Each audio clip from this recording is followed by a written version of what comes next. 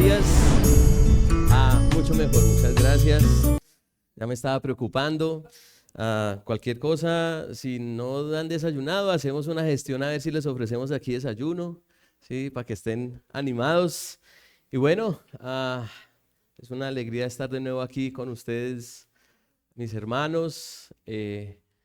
Les envía un saludo muy afectuoso, familia fiel, Iglesia Bíblica Bautista en el municipio de Cajicá. Han estado orando por mí, por ustedes, por el pastor Carlos, y es una gran bendición estar aquí guiándoles con la palabra de Dios. Vamos a estudiarla, ¿les parece? Permítanme orar de nuevo y vamos a explorar un tema bien interesante en este tiempo. Padre, te damos gracias por tus santas palabras y gracias por bendecirnos hoy al convocar a tu pueblo, al ver cómo se reúne tu iglesia a lo largo y ancho de este mundo. Y Padre, gracias por esta congregación local, pidiendo que nos avives con tu espíritu y podamos ver con claridad a través de tu palabra, tu voluntad. Estamos dispuestos a ser instruidos, enseñados. Lo necesitamos. Necesitamos, Padre, de tus palabras, de tu guía. Así que ayúdanos a tener un corazón dispuesto. Ciertamente hay preocupaciones en nuestro corazón por muchas cosas, pero te pedimos que haya un afán en este momento por atender a tus palabras. Pedimos que te glorifiques y que tu Hijo Jesucristo sea exaltado en medio de esta instrucción. Todo lo expresamos en Él, en su nombre glorioso. Amén. Quiero llevarlos a Mateo capítulo 6. Quienes han leído Mateo saben que el capítulo 6 hace parte de un sermón muy famoso de nuestro Señor, el Sermón del Monte, y allí vemos unas instrucciones muy importantes de nuestro Señor, unas instrucciones que de hecho nos desafían a nosotros como iglesia, como creyentes, porque básicamente tenemos en este sermón lo que algunos han titulado la ética del reino de los cielos. Es decir, quienes pertenecen al reino de Dios, cómo deben conducirse, cuál es su identidad, qué prácticas deben adoptar, cuál es la moralidad a la luz de la Escritura que debe caracterizar a los cristianos. Y en el capítulo 6 hay un texto todavía más conocido que algunos conocen como el Padre Nuestro. Lo han escuchado, ¿cierto? Y es una manera en la que el Señor ejemplifica la oración. Quiero que leamos desde el versículo 5 y vamos a leer hasta el verso 13. Mateo capítulo 6, versículo 5, verso 13. Dice el versículo 5: cuando ustedes oren, no sean como los hipócritas, porque a ellos les gusta ponerse en pie y orar en las sinagogas y en las esquinas de las calles para ser vistos por los hombres. En verdad les digo que ya han recibido su recompensa. Pero tú, cuando ores, entra en tu aposento y cuando hayas cerrado la puerta, ora a tu Padre que está en secreto, y tu Padre que ve en lo secreto te recompensará. Y al orar, no usen ustedes repeticiones sin sentido como los gentiles, porque ellos se imaginan que serán oídos por su palabrería. Por tanto, no se hagan semejantes a ellos, porque su Padre sabe lo que ustedes necesitan antes de que ustedes lo pidan. Ustedes pues oren de esta manera: Padre nuestro que estás en los cielos, santificado sea tu nombre. Venga tu reino, hágase tu voluntad, así en la tierra como en el cielo. Danos hoy el pan nuestro de cada día, y perdónanos nuestras deudas como también nosotros hemos perdonado a nuestros deudores. Y no nos dejes caer en tentación, sino líbranos del mal, porque tuyo es el reino y el poder y la gloria para siempre. Amén. No sé si ustedes han escuchado el acrónimo ACAS. ¿Les suena? ¿Lo han escuchado? Bueno, parece que esta oración que ejemplifica nuestro Señor está siguiendo un patrón que puede ser muy útil para nosotros a la hora de hablar con nuestro Padre. ACAS es como una sigla, un acrónimo mejor, ¿sí? Que está representando varias palabras clave y que podemos considerar a la hora de orar. ACAS, A, adoración;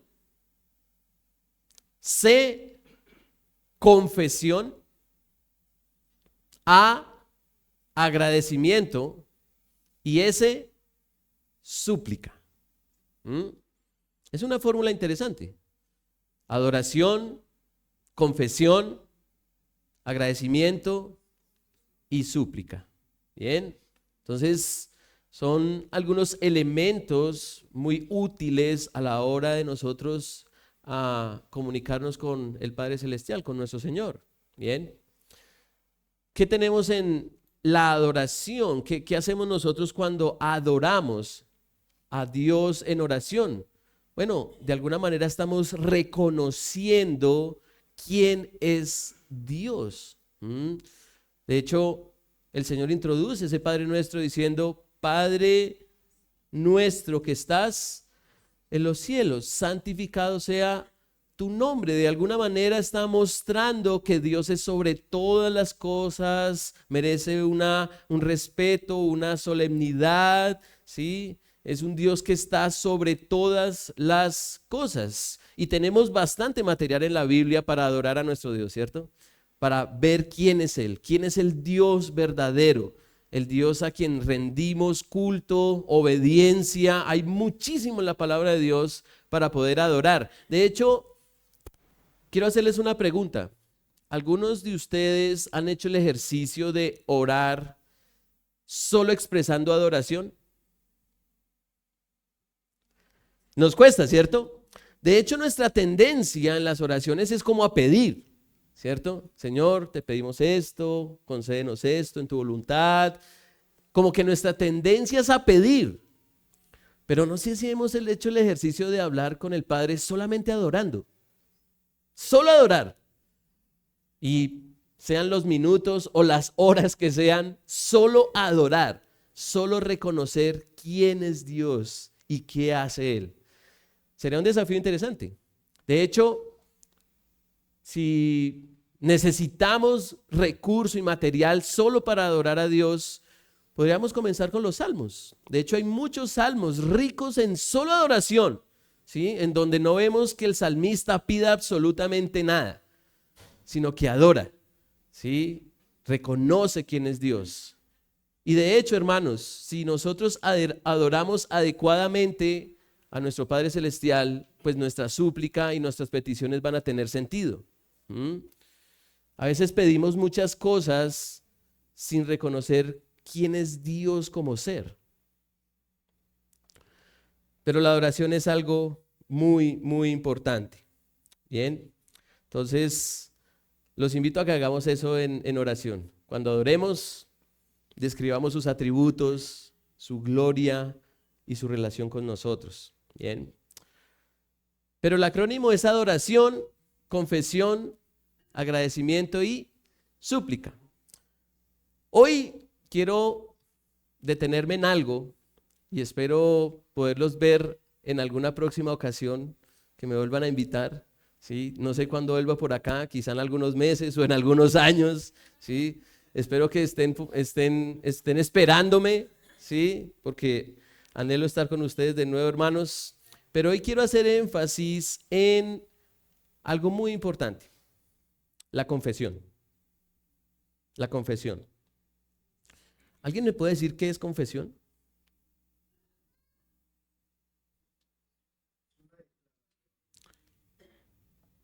Una declaración, hablar de nuestros pecados, de nuestros actos. expresar algo. Bien, ¿sí? Bueno, recuerden que cuando confesamos algo, si nosotros ponemos por delante la adoración a Dios, ¿quién es Dios? ¿Quién es el Dios de la Biblia? Con la confesión, lo que estamos haciendo es un reconocimiento de la santidad de Dios y nuestros pecados hacia Él. Esa es la confesión.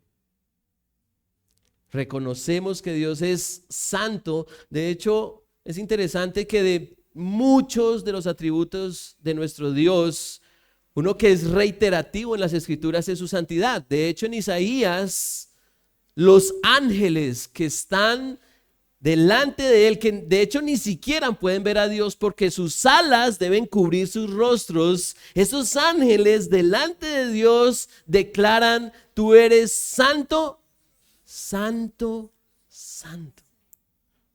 3 veces. Quizá no hay otro atributo que se resalte más en las Escrituras. Es un Dios único. Esa es la santidad. Es un Dios que no puede ser comparado con nada ni con nadie. Es un Dios exclusivo. Es un Dios que merece toda adoración, obediencia, todo. Por eso cuando Dios se refiere en un libro que a nosotros nos encanta, que nos fascina, como Levítico, ¿cierto? Nos fascina Levítico. ¿Ya todos aquí han leído Levítico? Yo sé que para muchos es como un ladrillo, ¿no? Un poco de leyes ahí, pero la idea que se repite en Levítico es de Dios. Yo soy santo. Yo soy Jehová el Señor. Ustedes van a ser un pueblo santo porque yo soy santo.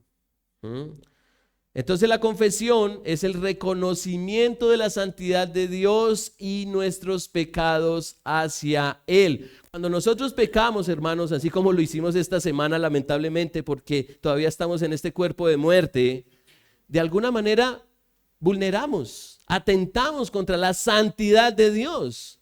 Se supone que Dios nos satisface en todo, ¿no? Él debería ser nuestra máxima satisfacción, debería llenar nuestro ser objeto de todo nuestro afecto, de todo nuestro amor. Pero si revisamos lo que pasó esta semana, en algo Dios no fue objeto de todo nuestro amor. Nos costó en algo hacer su voluntad. Así que atentamos contra su santidad.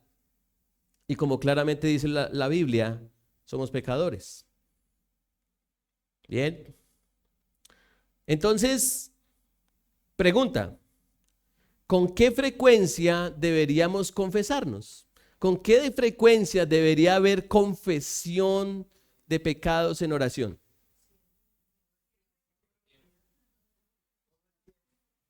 Todo el tiempo, ¿cierto? Diariamente, ¿sí?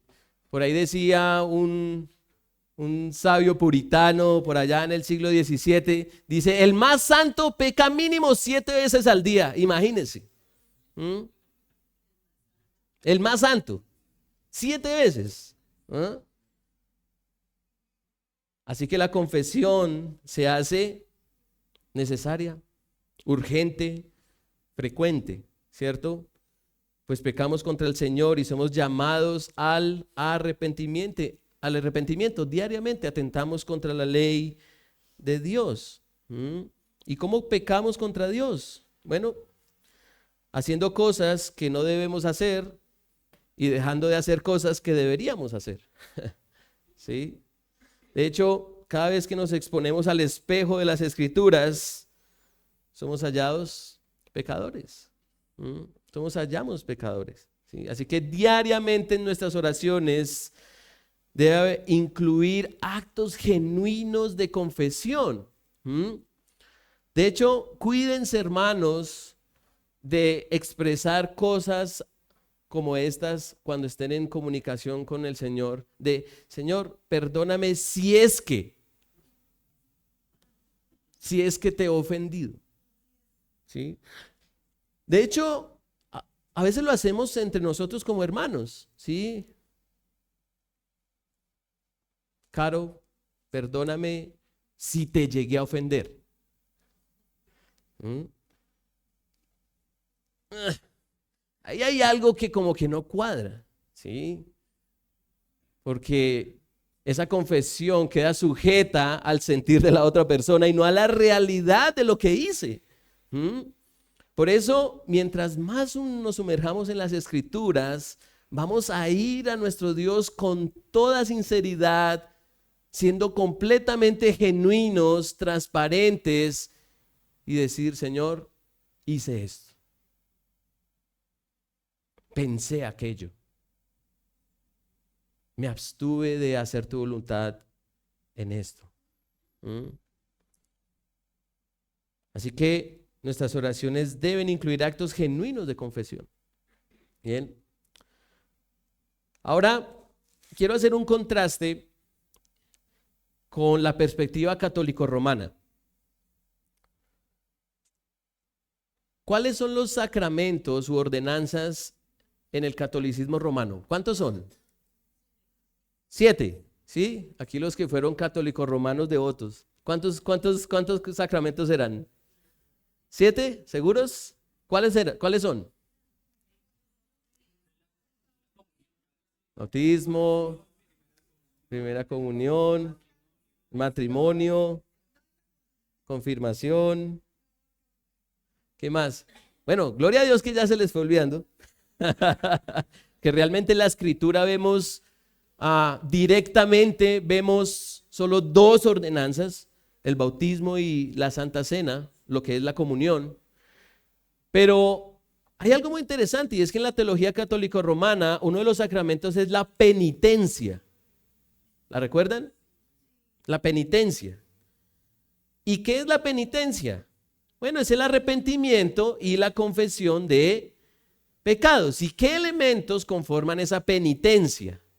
Bueno, hay una confesión verbal, ¿cierto? Claramente se confiesan los pecados cometidos, pero esos pecados se confiesan ante alguien. ¿Ante quién?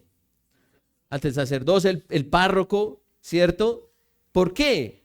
Porque en ese ejercicio de penitencia hay un perdón concedido por el líder religioso como representante de Cristo. Entonces yo voy y me confieso, digo mis pecados y entonces hay una absolución sacerdotal. Bien. Pero en medio de ese perdón, el sacerdote me pide hacer algo. No solamente confesar no, me pide hacer algo. Y es algo que se llama obras de satisfacción. Es decir, tareas u obras que busquen restaurar la gracia de la justificación. Ustedes saben que en la teología católica romana las obras son muy importantes, ¿sí? Y no solo el catolicismo romano, sino en muchas otras religiones y filosofías. De hecho, hermanos, recuerden que en el mundo, en este planeta hay solo 2 religiones, solo 2. La religión de las obras y la religión de la fe. Solo hay 2. Ahora, la pregunta es si es bíblica la confesión. ¿Ustedes qué dicen? ¿Es bíblica la confesión?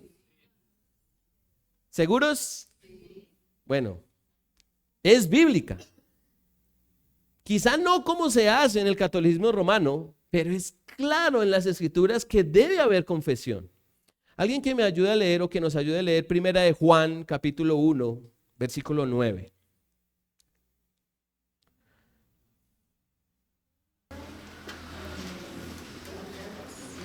Primera de Juan 1:9. Si confesamos nuestros pecados, Él es fiel y justo para perdonar nuestros pecados y limpiarnos de toda maldad.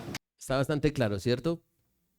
Si confesamos nuestros pecados, Él es fiel y justo para perdonarnos y limpiarnos, ¿cierto?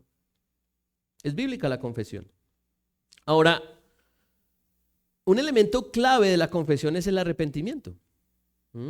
¿Qué es el arrepentimiento, hermanos? ¿Cómo lo podemos definir? de reconocer y apartarse. Ok, ok. ¿Algo más? Arrepentimiento. Tanto que nos pide la escritura de que nos arrepintamos. ¿Qué significa eso? Humillarnos ante Dios por nuestro pecado. ¿Alguien más? Ok, un sentimiento de tristeza. Aborrecer el pecado. Bueno, no me quiero poner muy teológico, hermanos, y espero me perdonen este agravio, pero quiero hacerles una pregunta. ¿Cuándo el arrepentimiento es real? ¿Mm? ¿Cuándo el arrepentimiento es real? Y aquí es donde vienen dos términos, no sé si son familiares. ¿Alguien ha escuchado el término atricción? ¿Sí? Atricción. Eso suena como raro, ¿no? Y de como muy elaborado, ¿sí? Bueno, la atricción, ojo con esto, es arrepentimiento motivado por el temor al castigo. Eso es atricción. Arrepentimiento motivado por temor al castigo. Yo tengo un ejemplo excelente, creo que los que somos aquí padres quizás se pueden identificar conmigo como padre. Tengo dos niñas, Ana Victoria de 9 y Elena de 6. Y cuando mis niñas pecan, pues tengo el llamado bíblico de corregirlas, ¿cierto? Y una vez mi hija Ana Victoria evidentemente tenía que ser corregida, debía castigarla porque fue evidente su pecado. Y ella hizo este ejercicio de atrición y se sacó todas sus credenciales teológicas. Pero si el Señor nos perdona, ¿por qué me vas a castigar? Ten misericordia de mí. ¿Se te ha olvidado lo que el Señor ha hecho por nosotros? ¿Ah? ¿Ella qué estaba haciendo? Estaba expresando arrepentimiento, pero ¿por qué? ¿Cuál era su motivación? Temor al castigo. Temor al castigo. Pero ¿cuál es el término contraste? Y este creo que sí lo conocen, y es la contrición. ¿Bien? ¿Qué es contrición? Es una genuina compunción por haber ofendido a Dios. ¿Bien? ¿Sí? Es una genuina compunción, es un dolor tan profundo de haber atentado contra la santidad de Dios.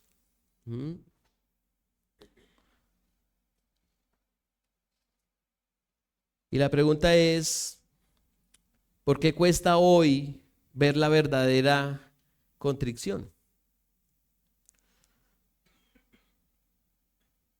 Bueno, porque no entendemos, no dimensionamos cuán santo es Dios. Como que nos cuesta reconocer la intensidad de nuestro pecado, la extrema impiedad de nuestros actos ante un Dios que es 3 veces santo. Como que no hay un sentido de urgencia moral.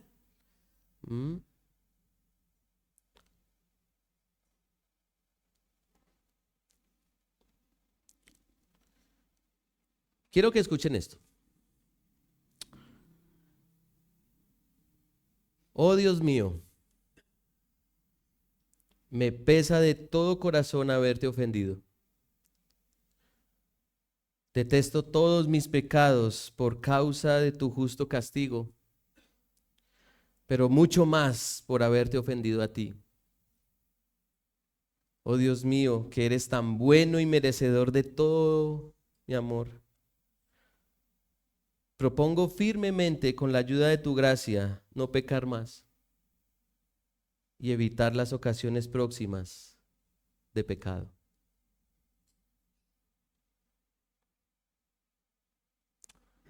Esa oración es una oración de atrición o de contrición. ¿Seguros? Bueno, es un acto de contrición. ¿Por qué?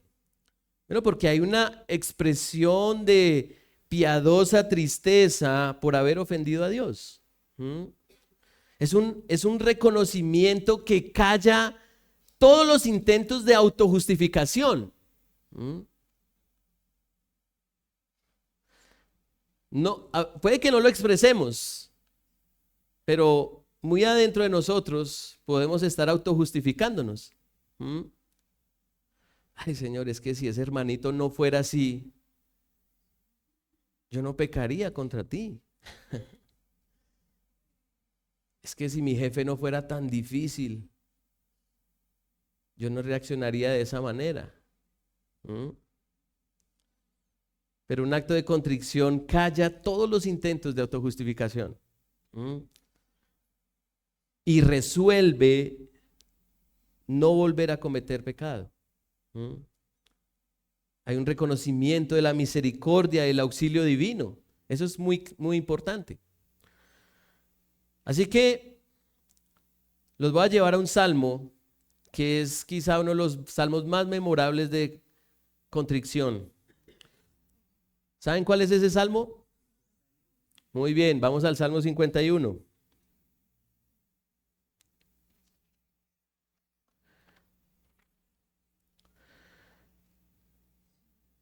Y quiero que veamos algunos elementos de este salmo.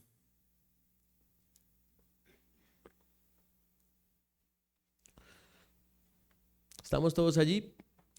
Salmo 51 dice para el director del coro, estoy leyendo en versión Nueva Biblia de las Américas, ustedes pueden seguir allí la versión que tengan. Para el director del coro, Salmo de David, cuando después que se llegó a Betsabé, el profeta Natán lo visitó. Ese contexto es importante, ¿cierto? Y eso nos traslada a una cita donde describe bastante bien lo que hizo David, ¿no? ¿Y qué dice el salmista? ¿Qué dijo David? Ten piedad de mí, oh Dios, conforme a tu misericordia, conforme a lo inmenso de tu compasión, borra mis transgresiones. Lávame por completo de mi maldad y límpiame de mi pecado, porque yo reconozco mis transgresiones y mi pecado está siempre delante de mí. Contra ti solo he pecado y he hecho lo malo delante de tus ojos, de manera que eres justo cuando hablas y sin reproche cuando juzgas. Yo nací en iniquidad y en pecado me concibió mi madre. Tú deseas la verdad en lo más íntimo y en lo secreto me harás conocer sabiduría. Purifícame con hisopo y seré limpio. Lávame y seré más blanco que la nieve. Hazme oír gozo y alegría, haz que se regocijen los huesos que has quebrantado. Esconde tu rostro de mi pecado y borra todas mis iniquidades. Crea en mí, oh Dios, un corazón limpio y renueva un espíritu recto dentro de mí. No me eches de tu presencia y no quites de mí tu Santo Espíritu. Restitúyeme el gozo de tu salvación y sosténme con el espíritu de tu poder. Entonces enseñaré a los transgresores tus caminos y los pecadores se convertirán a ti. Líbrame de delitos de sangre, oh Dios, Dios de mi salvación. Entonces mi lengua cantará con gozo tu justicia. Abre mis labios, oh Señor, para que mi boca anuncie tu alabanza. Porque tú no te deleitas en sacrificio, de lo contrario yo lo ofrecería. No te agrada el holocausto. Los sacrificios de Dios son el espíritu contrito, al corazón contrito y humillado, Dios, no despreciarás. Haz bien con tu benevolencia, Sión, edifica los muros de Jerusalén.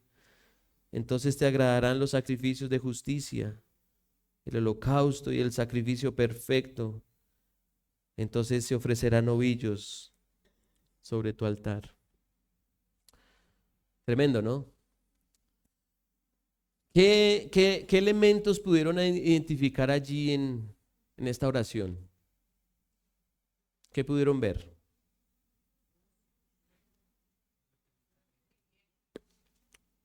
Sentir de arrepentimiento. ¿Qué más?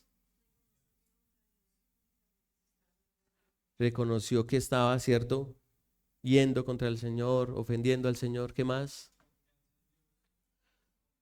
Hay confianza, ¿no?, para el perdón. ¿Qué más? Que lo restaurara, que Él podía restaurarlo. ¿Qué más?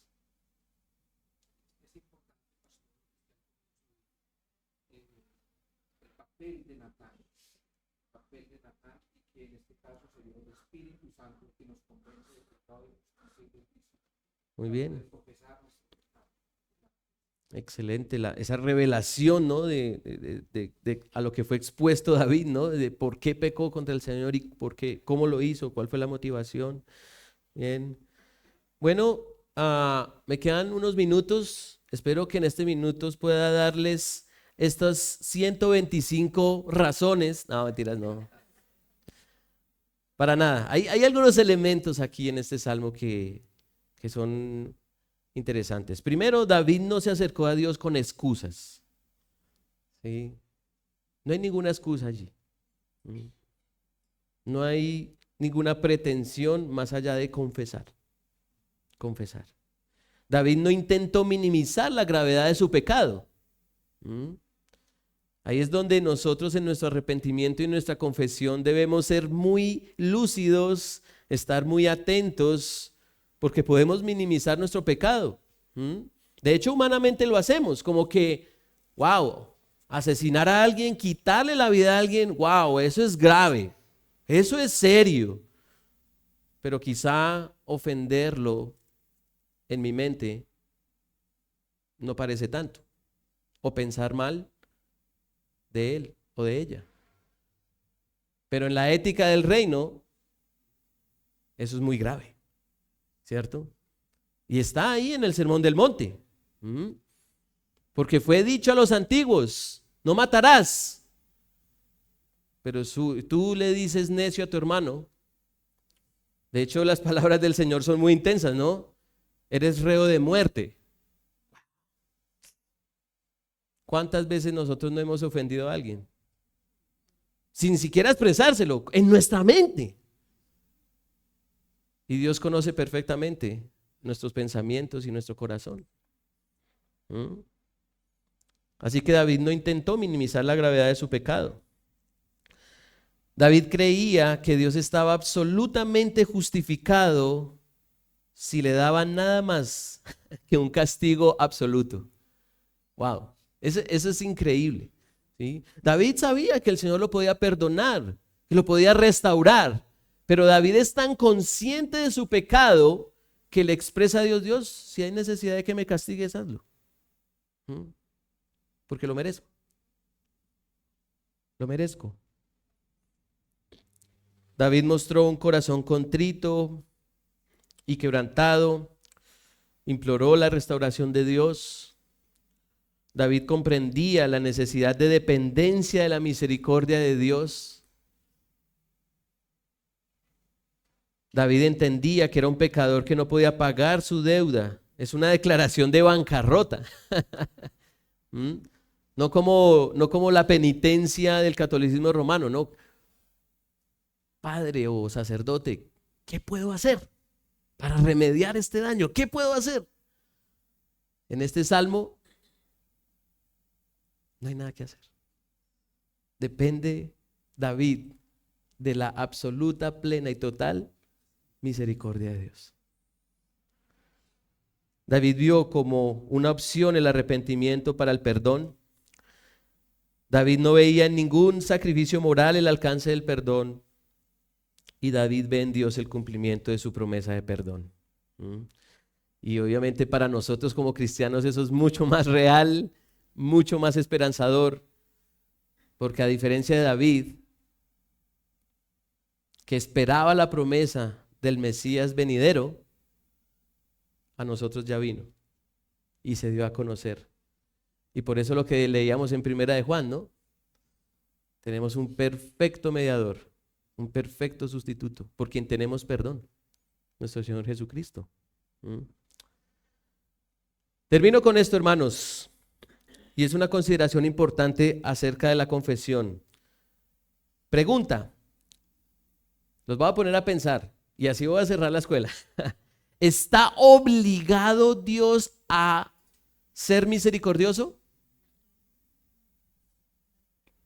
Interesante, ¿no? Es una pregunta muy interesante. ¿Está obligado Dios a ser misericordioso? Si Dios debe ser misericordioso,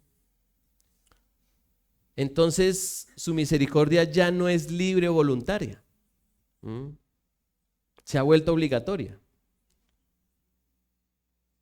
Si ese es el caso, ya no es misericordia sino justicia.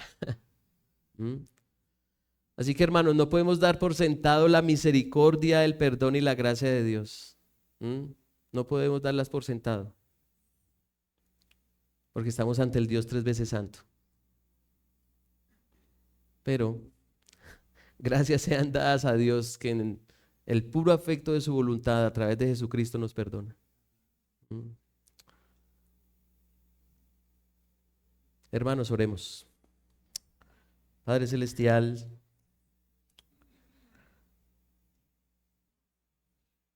si nos ponemos delante de tu palabra, podemos perfectamente identificarnos con tu siervo David, porque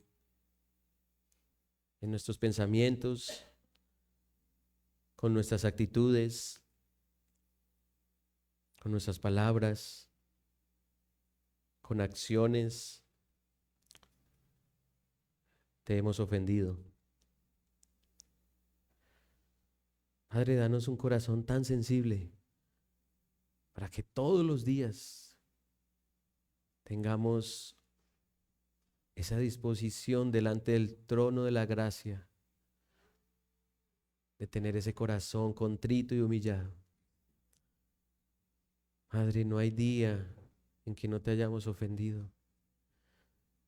Pero Padre, a pesar de nuestra naturaleza caída, a pesar de nuestra debilidad, de nuestra insuficiencia,